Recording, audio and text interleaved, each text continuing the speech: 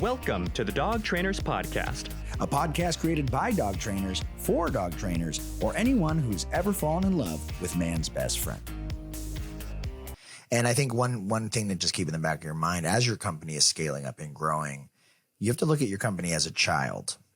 And you have to look at, if I were to keep my child under the care of this person or this person or this person, would they take care of my child the way that they need to be taken care of at that time?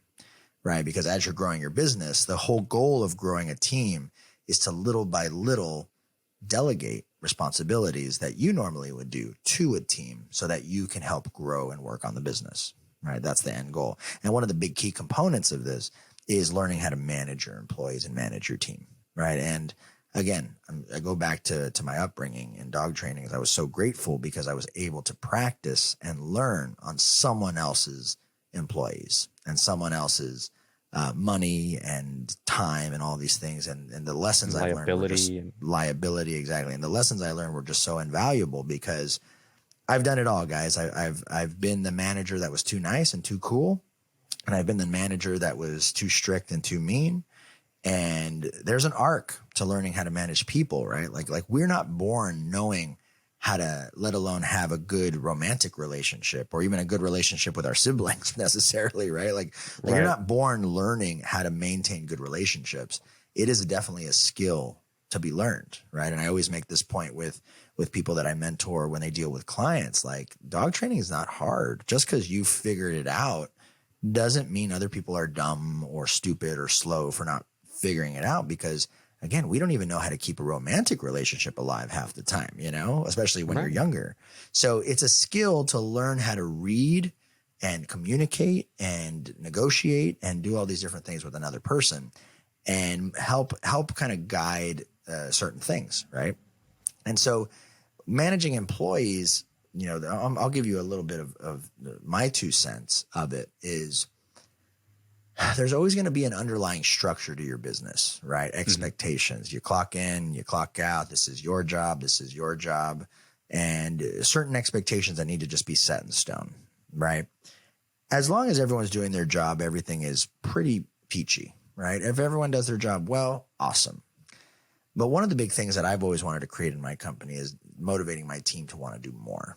How do I motivate them to want to do extra, right? And it's so crazy because what I've learned in dog training in regards to positive reinforcement, in regards to, interrupting certain behaviors when I see them or, control when necessary, intervention when necessary, right? All these things that you learn working with dogs, they do come around and help you with people. However, again, I don't want to be that guy who says, oh, dog training is just like managing people, because it's very different because there's different motivations. But when you're able to, one of the basic rules that I've learned, if I praise my team a lot, okay, and I'm very direct when they make mistakes, they stay on task, right? There are some employees I have to approach them differently, but the goal is the same. Like I may approach them a little sweeter, but still very direct, right? I might cushion it a little bit, but I have to be very direct. I think Gary Vee calls it candor, kind candor, right? You can be kind and candorous at the exact same time. And so if someone's not doing something, I'm going to sit them or just step them aside and talk to them when we're in private and tell them what I'd like them to change. Okay. And I'll explain it in a way that makes complete sense for the big picture of everything. When I see the change, I go, thank you so much for making that change. I really, really appreciate that. It looks so much better for what you're doing. And then my team members will notice it and they will naturally praise them for making those adjustments, right? Whether it's how they made the feeds or how they took the dogs out or how much noise the dogs are allowed to make, whatever the issue is, we're able to, as a team, create a culture where if you try hard, you're always praised. If you're putting in effort, you're always praised. And not always as an owner of a company. I will tell my staff to do something and they will do it verbatim how I ask them. And then the result is wrong. And all of a sudden I get upset, but then I have to check myself to say, you guys were doing exactly what I told you to do. And you guys did it exactly how I said it. And I fucked up. and I'm sorry, and I apologize. I made a mistake. You guys did a great job listening to my leadership, and I made a mistake. And it's in those moments where that vulnerability is there, where they go, oh, even you're human. But the fact that I could admit that I was wrong versus blaming them and putting them down gains respect. 100%, because people are smart. You know, that's something that I've heard in different management/leadership books. It's something like Gary Vee has said. It's like people, you know, when you're being bullshitted, meaning everybody's worked for that person that like, we know you were wrong. You're just not admitting you were wrong, and you're kind of blaming me. And of course you lose respect because you're like, you know, you feel like you were thrown under the bus. You feel unsafe under their leadership. Like, oh, you're just gonna screw me over to save your own ass.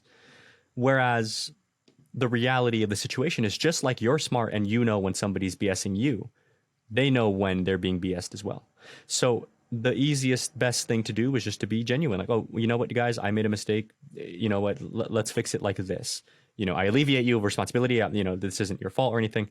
But nonetheless, you know, this is just all of this falls under the guise of, you know, managing employees. It's, you know, it's all under the guise of just making sure that that you know how to utilize your guidelines. And here's going to be my final word on this whole thing, is kind of like dog training again. Make sure that you utilize these guidelines that you've set for yourself to keep you on task. Because what Brent was alluding to right now was, you know, candor, whatever you want to call it. It's just catering to your audience, plain and simple. Like a dog, right? Some dogs work better for this. Some dogs work better for that. Train the dog in front of you. Yeah. Train the employee in front of you. Train the employee in front of you. And so it's not that like you're cushioning the blow with this other employee. It's just for them, if you talk to them a little bit sweeter, it still hits them the same as it would the other person if you weren't a little sweeter, because sometimes the other person just can, you know, you can be a bit more like direct, but the end result is the same. I want to be this direct. It's just, if it stretches further with you, well, I'm going to be less direct, because then it ends up being the same because it stretches further with you, right? So my point being, you set up guidelines for yourself so that when mistakes are made, you know exactly what you're doing. The employees, like you know exactly how you're going to go about rectifying these mistakes, and so on, so on. And that's what Brent was talking about. So like if an employee messes up, you know, I already know what I'm going to do, like pull them aside or whatever. Like you already know how you're going to approach the situation. You already know what protocols are in place, because that makes the process for you, especially if you're not somebody who's like comfortable with, you know, maybe having these more difficult conversations. Because I'll tell you, that's a fucking learned skill in itself too. Is it helps alleviate your workload. You just follow the book. Hey guys, you know what? I'm super sorry, but listen, I've asked you to keep water in these bowls like 4 times. This is a write-up. You know, it's not fun. True. It's not sexy to talk about, but you have to have a structure in place to go through these things. Right. And just like Brent said, when people stop making these mistakes, you know, then you make sure that you praise them for doing their job as they should be doing, and make sure that they feel appreciated. You know, it's not 100%. All that bullshit about like being super soft on people. It's none of that. It's just, if someone's doing what they're supposed to be doing, why wouldn't they deserve some praise? You're doing 100%. Your job. Let's go for it. Fuck yeah. Right. Like it's fascinating, you know, and everybody's been there. And I'll say this, like little things, saying good morning, saying hello, saying, hope you have a good night. Like just showing little bits of humanity here and there to your employees. It does wonders. You know what I mean? Like totally. just being a human being, a loving, caring human being, on top of having expectations, helps build a nice tight knit culture, right? They call them belonging cues. There are certain things that you can do as an owner. Like if you guys listen to like the Culture Code, right? Culture Code by Daniel Coyle. He's the writer of the Talent Code. Talks about belonging cues, and he teaches in that book how, you know, how to make people feel wanted, needed, cared for, in a healthy way, you know, not in a manipulative way, but in a healthy way. Like there are certain things that we do as humans that signal body language wise and energy wise, like I want you here. Thanks for being here. I care about you. You're welcome here. Yeah, exactly. And you belong. Right. And so on top of all this, right, Mariano mentioned it right in the opening of this podcast, but he talked about hiring an HR department, right? I hired an HR department about 3 months ago, because I jumped from 6 employees to 10 employees, and it's great. I can call people. I can say, hey, I have this employee doing this, and they haven't showed up for this shift, and what do I do, and how do I handle this? And there is a whole legality aspect to, depending on what state you live in and things like that. It is super important. If you are scaling up and you don't have experience working with employees like I did, but even though I did, I still hired an HR department because I haven't memorized the laws, and the laws change every single year. Well, you don't have the time. It doesn't make sense for you to do. Yeah. So yeah, I don't have the time. Hire an HR department to use as a resource because they have places like my payroll company, Paychecks. They have an HR department that I pay a premium per year, and I can call them, and they not only run my payroll, but I have an HR specialist who sends me templates for write-ups and sends me. I was going to say, they do all this crazy stuff. They can explain to you, like, if you needed to fire someone, how would you fire them? If you need to hire someone, what paperwork do they need? So they just guide you through all the legality to make sure you cover your ass. And it's great, and it's freaking amazing. And, I'm so lucky because at this stage in my life, I'm still climbing this ladder. I'm still growing. I'm still building my business, but I'm finally at a place now where a lot of the daily operations, right? Like I'm able to outsource them to my team, right? And so when it comes to basic obedience, I don't train basic obedience that much anymore, right? I help them get better at teaching obedience, right? When it comes to the behavior stuff, I'm able to teach some of my lead trainers more of the behavior stuff so they can start taking that off of my back. Now, obviously the really severe cases, I still take those cases, and I still work with those cases on a daily basis, but it went from working 10 dogs a day to maybe working 1 or 2 dogs a day, right? Because my team now is so competent, and they're killing it, and they're executing so well that I'm able to now have a lot more free time. And so what is it that I'm using that free time for? Am I just sitting on my ass and raking in the dough? No, that's not how it works, because I'm very accountable to my team, right? If they see me sitting on my ass, I would feel guilty if they saw me sitting on my ass, right? So with that extra time, we're able to focus on our company. We're able to focus on making sure that the culture of that company stays strong. We're able to focus on growing the company, maybe building a facility or finding a place, or working on our nonprofit, that we have now. So with all that extra time, you get to work on your business versus working in your business all the time.